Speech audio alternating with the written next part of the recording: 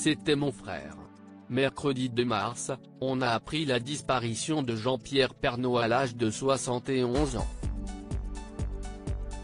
Près d'un an et demi après avoir quitté le journal télévisé de 13h sur TF1, le journaliste s'est éteint des suites d'un cancer des poumons, dont il avait annoncé souffrir il y a quelques mois.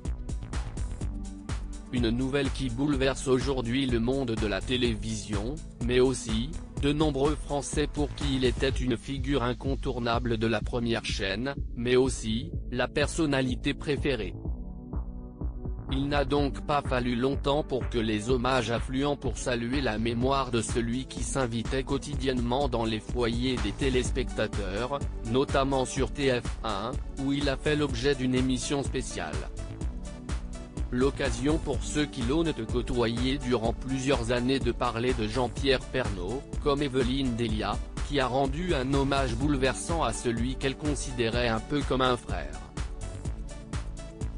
C'était plus que quelqu'un que je voyais tous les jours, c'était au-delà, c'était une amitié, c'était combien aussi de week-ends passés avec les copains, a-t-elle ainsi confié, émue, avant de fondre en larmes. L'occasion aussi pour la présentatrice météo de se confier sur leur dernier échange par téléphone, quelques jours avant la mort du journaliste, grand-père de 3 petits-enfants.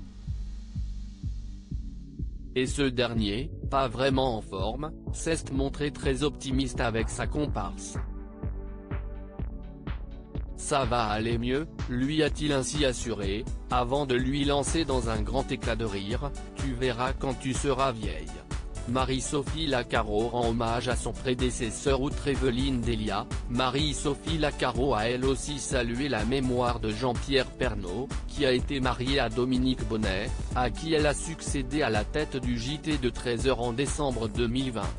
En convalescence, la journaliste qui est absente depuis plusieurs jours à cause d'une infection aux yeux, a salué l'élégance de son prédécesseur, qu'il avait invité sur le plateau de son dernier journal pour la présenter aux téléspectateurs, et ainsi, lui passer le flambeau dans les règles de l'art.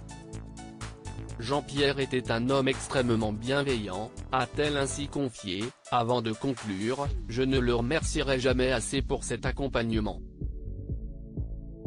Loading Widget.